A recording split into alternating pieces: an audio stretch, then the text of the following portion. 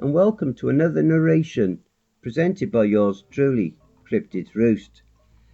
Please be so kind as to throat punch the like button and smack the arse of that subscription button as well. And don't forget to share the video far and wide. This will help with YouTube's algorithm and will help promote the channel more. If you would like to support the channel and help make it grow, any and all donations can be made to paypal.me/cryptidsroost and would be most gratefully received. If you enjoy listening to the following story, be sure to pop over to the author's Reddit profile and drop them a line, or even give them a glowing review. I'm sure they would appreciate it. The link to their Reddit profile will be below in the description. And don't forget to check out the merch store. The link to that will be in the description and also in the video thumbnail. And if you would like an honourable mention, send in a snapshot of yourself with your purchase and I'll feature it in one of the videos. And if you're going to leave a dislike, please leave a comment as to why. That way I can review what you didn't like about the video and I can possibly make changes in future videos. Thank you. And finally, have you written a creepypasta story you would like me to narrate? Have you had any cryptid sightings, paranormal or supernatural encounters? You can submit your stories and encounters to cryptidsroost@gmail.com. If you wish to remain anonymous, that's fine with me. All links are listed below. So grab your coffee, sit back and enjoy the show. And don't forget, where fear is, happiness is not. I hunt cryptids for a living. It's harder than you think. Part 5, the finale. This fantastic story is written by Nomad6555, a wonderful author over on Reddit's Nosleep subreddit. Okay, so a lot of shit has happened since the last update. So first I should clarify that I'm not Kyle. I'm Javier Garcia. And right now there is an open investigation into Kyle Writinger's disappearance. I got here to find a story nearly finished on his laptop. I hid the laptop and called the cops because Kyle was nowhere to be found with it in his house. There was blood on the floor trailing to the woods. His truck was still parked in the driveway. The cops arrived. I told them who was missing. They didn't fucking believe me at first. They didn't fucking believe me that my partner was missing. Well, that can't be possible. Kyle Writinger is dead. Bullshit he is. I told them the story Carl told all of you in his third post. The failed hit part, not the childhood. They actually believed me by some miracle and started an investigation. I used the identity of my other twin. Identical triplets. Juan was the only one that stayed out of the cartel. They questioned me about the last time I'd seen him. I told them. It was the night before, after our hunt. What do you mean, hunt? You wouldn't believe me if I told you. Tell me, son, this is important if we're to find Kyle. We need to know who he could have pissed off, because right now it looks like a kidnapping. We were on a hunt for a Sasquatch and a fern wolf. Son, I need to tell you the truth here. Those are just old legends. I told you, you wouldn't believe me. Let me call my boss and put him on speaker. Okay. I took out my cell phone and tapped Jerry's number into my contacts. Good old Jerry, the jerk-off, answered on the first ring. Jay, what is it? Where the fuck is Kyle? I've been trying to call him for the past 2 hours. The detective answered for me. Sir, Jay is sitting with me in the police station. I am Detective Ventura of the Winchester Police Department. Kyle Writinger went missing sometime last night, and we are currently trying to find him. I understand that you are Jay's boss. There was silence for a second before. Yes. Good. Sir, Jay tells me he and Carl were hunting a Sasquatch and a fern wolf last night. Is that correct? Yes, Jerry said through obviously gritted teeth. After a few seconds, I hung up the phone. They questioned me for another half an hour, then let me go. I went home with Kyle's laptop and I'm now going to transcribe what he wrote. Beginning of transcription. Tonight we had 2 very difficult hunts. Since we last spoke, a wolf has bit the shit out of me.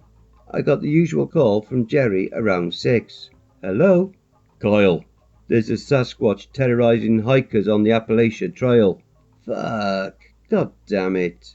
There is also a fern wolf in the Martinsburg area. Fuck.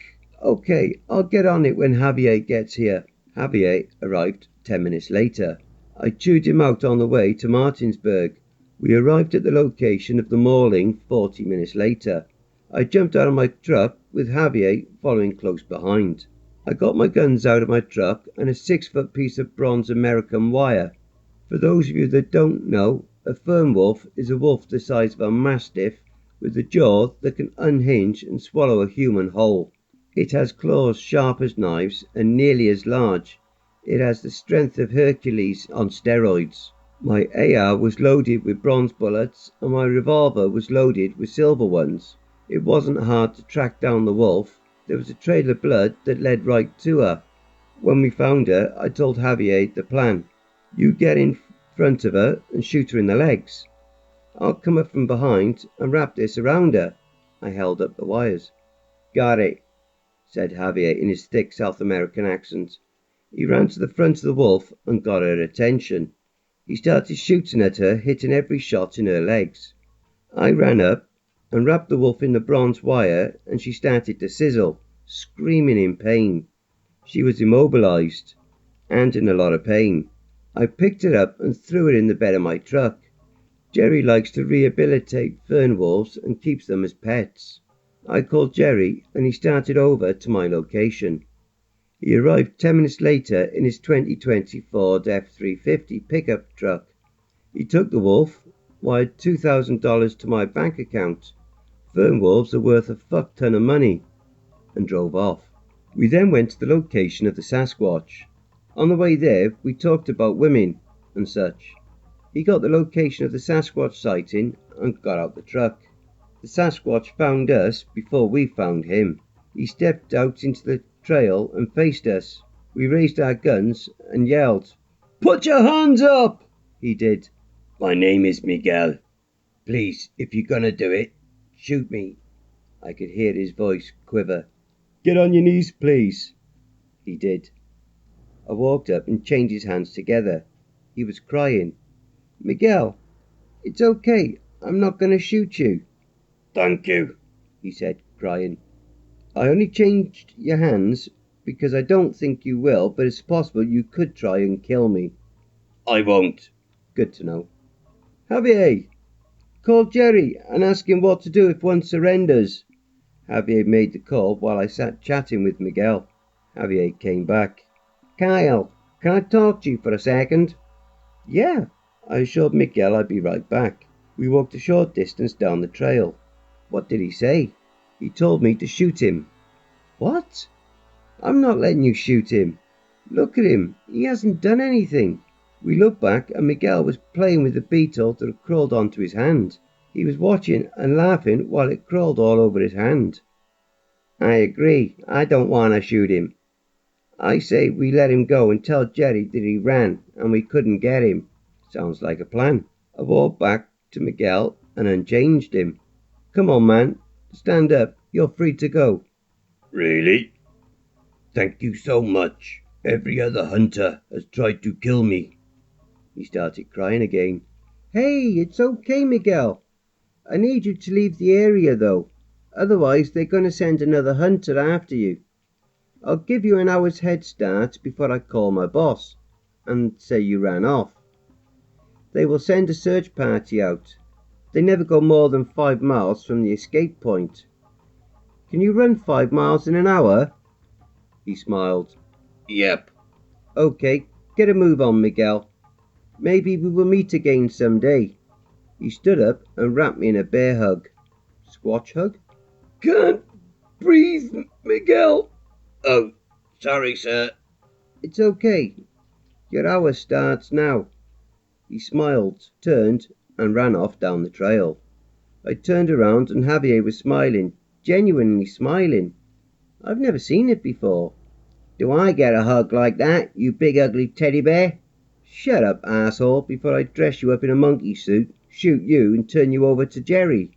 We laughed, waited the hour and told Jerry that the Sasquatch got away. After some cussing he accepted it and we went home.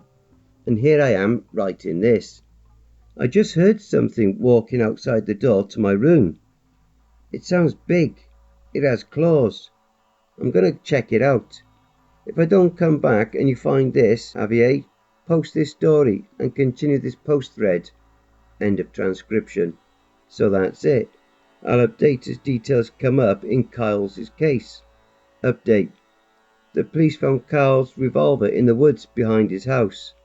Javier Garcia, you're under arrest for the kidnapping of Carl Reitinger.